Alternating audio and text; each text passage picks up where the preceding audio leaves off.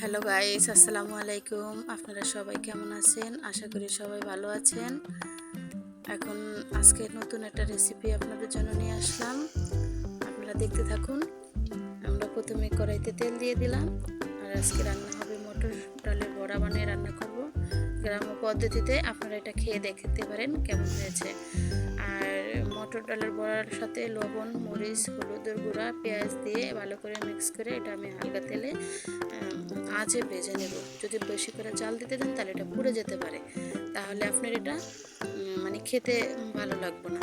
আপনারা হালকা আঁচে ভেজে ভালো করে ব্রাউন কালার করবেন। কালারটা ভালো হলে এটা মানে সুন্দর করে আস্তে আস্তে ভেজে নিতে হবে নেড়ে ছেড়ে, তাহলে এটা খেতে ভালো হয়।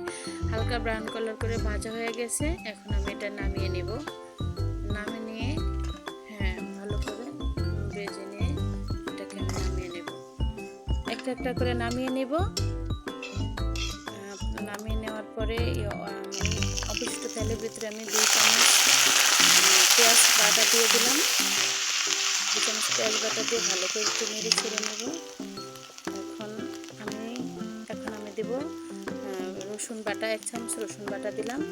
দিয়ে একটু ভালো করে নেড়ে ছেড়ে একটু মানে গ্রানটা যেন যায় রসুনের, এইভাবে আমি রাখতেছি।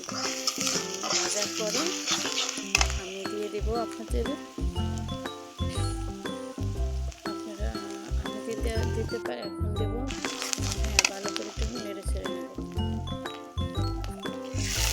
পানি দিয়ে দেবো মশলাটা যাতে না ধরে যায়। ভালো করে নেড়ে ছেড়ে কিছুক্ষণ রেখে দেবো। দেওয়ার পর আমি এখানে দিয়েছি আদা বাটা, জিরা বাটা আমি একসাথে বেটে নিয়েছি। আপনারা আলাদা আলাদা দিতে পারেন, তাতে সমস্যা নেই। আমি একসাথে করে বেটে নিয়েছি। নেওয়ার পরে এটা আমি ভালো করে মশলাগুলো কষিয়ে নেব। কিছুক্ষণ রেখে দেবো।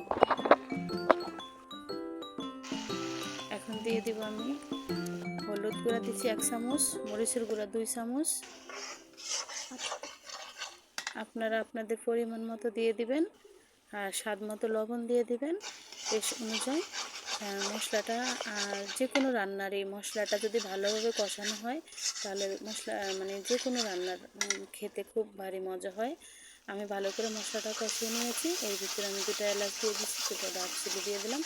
দিয়ে আমি এটা ভালো করে কষিয়ে নিয়ে আমি পরিমাণ মতো পানি দিয়ে দিলাম।